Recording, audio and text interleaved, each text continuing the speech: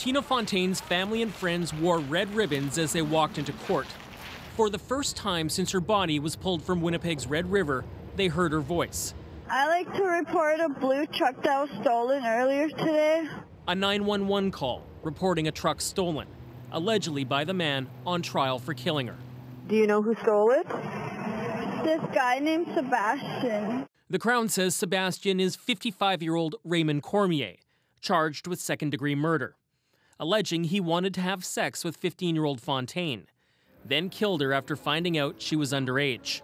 Worried in part her call over the truck would tip off police. It's taken almost 4 years to get here. All along, this case has been under intense pressure and scrutiny. From the very beginning, Tina Fontaine was much more than just an unfortunate statistic on Winnipeg's unforgiving streets. It started when police found her body, a 15-year-old dumped in a river. I think, society, we'd be horrified if somebody if we found a litter of kittens or pups in the river in this condition. Her death led urgency to calls for a national inquiry into murdered and missing Indigenous women and girls, which is now underway. The minister who called it said Fontaine's death was a factor. I think it did galvanize the nation.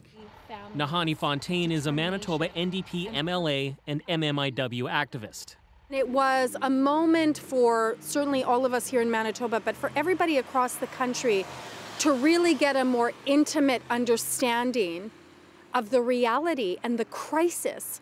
While the crime caused the country to look at itself, it's just one man on trial.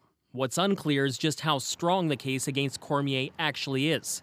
The Crown admits there are no eyewitnesses and that most of the forensic evidence was washed away, yet insists evidence will show Cormier was with Fontaine when she died and had a motive to kill her. Cameron McIntosh, CBC News, Winnipeg.